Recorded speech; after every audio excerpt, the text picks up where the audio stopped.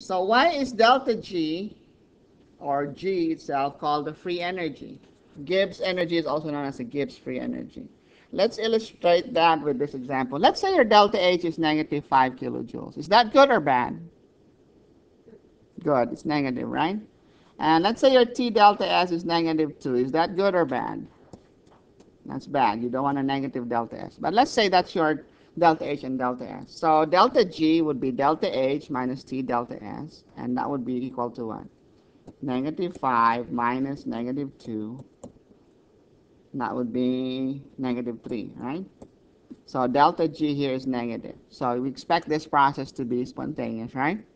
So this is what we call exergonic reaction. Delta G negative is, we say, exergonic. What do you think a reaction that has a positive delta G is called? If it's not exergonic, it is endergonic. Okay? Just like delta H is negative, it would be exothermic. Delta H is positive, would be endothermic. Okay. Now, because T delta S here is negative, this is bad, remember? So we say your process has incurred an entropy debt, right? So what does the system have to do in order to pay for that entropy debt? It has to release heat to the surroundings to compensate for that entropy debt. Since T delta S is negative 2, then it has to give up at least positive 2 to the surroundings. Okay? So it has to give up 2 kilojoules of heat to the surroundings to compensate for that entropy debt. Now, the process is a delta H of negative 5. That means for the process to occur, the system has to lose 5. It can lose up to 5 kilojoules of heat to the surroundings. Okay? What this is saying is this. Since delta G is only negative 3, it doesn't have to give up all of that 5 kilojoules as heat. It can use 3 kilojoules as work and only need 2 kilojoules as heat. Okay, so of the 5 that it has to lose, okay, 2 kilojoules must be released as heat to pay for the entropy debt. The remaining 3, it doesn't have to be released as heat. The system can use it to do useful things like push electrons through a wire and generate electricity and turn your motor and all that. Okay, so, or to move a muscle.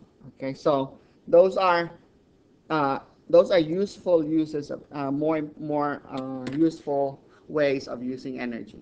Okay, so that's why it's called free energy. So it's only free to use 3 kilojoules out of the 5 in this particular example because the system has incurred an entropy debt. Okay. What if it's the other way around? Let's say delta H is negative 5, T delta S is positive 2. Negative 5, is that good for delta H? Okay. Positive 2 for T delta S, is that good or bad? Good, right? Okay. So does the system need to release heat to the surroundings? It doesn't need the surroundings. It could do things by itself, right? Because that would lead to an increase in the entropy of the universe. Okay? But how much is the system free to use to do useful work? Well, not only can it use that 5 kilo, doesn't have to dump heat to the surroundings. So that 5 kilojoules, it can use it to do useful work. In fact, it's allowed to borrow heat from the surroundings and convert it to useful work. So what's our delta G here? Minus 5 kilojoules minus T delta S, which is 2 kilojoules, negative 7 kilojoules.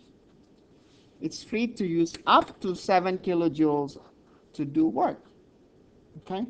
By itself, it can produce 5. And it doesn't have to give it up as heat. It can use it to do work. But because delta S is positive, okay, it's rewarded by nature allowing it to take in 2 more kilojoules of heat from the surroundings and convert it to work.